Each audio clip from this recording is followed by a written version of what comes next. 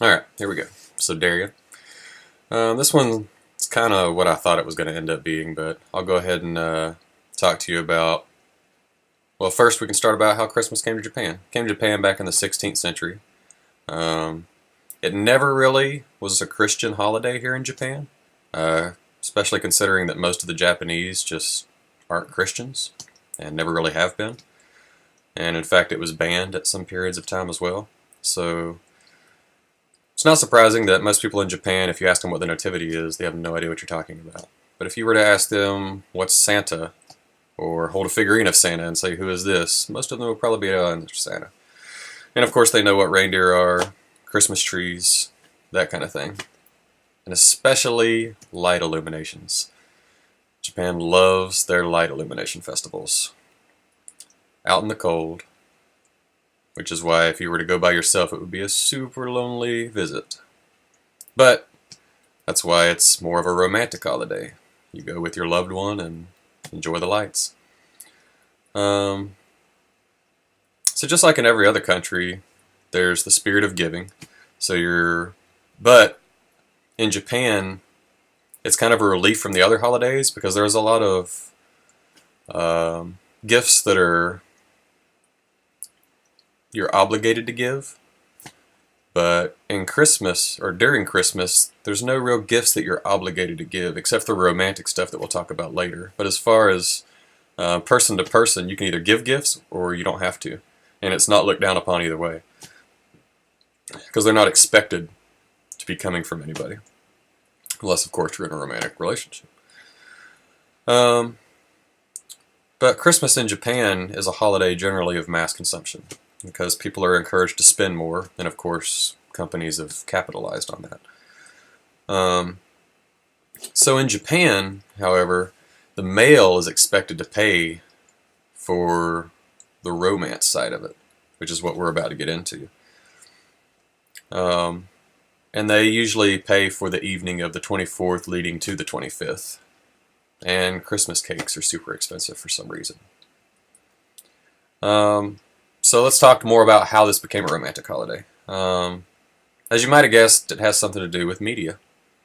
Media has a really driving force in Japan is media. And they're not exactly the ones to blame by themselves. And of course, Christmas is the time of sharing, so why not share the blame? And the media shares the blame with corporations. So in a lot of older Christmas movies and stuff, which is what Japan tends to watch more than the Christian side of it.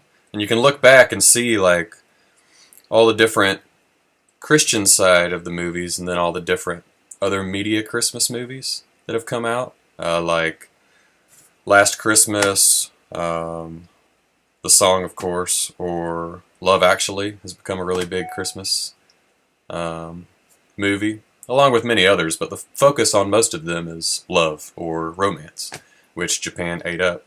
And a lot of the mangas and animes and stuff like that that come out and literature have also thrived on that whole romance aspect of Christmas, because the Christianity part is not focused on. So what's left really is, originally was the gift giving and stuff, and then it turned more toward the romance side because a lot of movies around Christmas were romantic, and songs.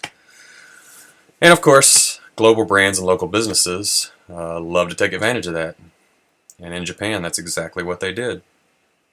So a typical evening for couples in Japan is, what happens is the male is expected to pay again. And what he does is he spends pretty much his entire month's worth of pay on a super fancy hotel, super fancy restaurant, and of course they have plenty of sexy time that night. It's expected. And that's the typical Christmas Eve to Christmas transition. So one of the things I thought would be interesting is to see how same-sex couples dealt with Christmas in Japan. Like, who's supposed to pay now? So it's pretty much straightforward. I mean, to summarize, Christmas in Japan's never really been a Christian holiday.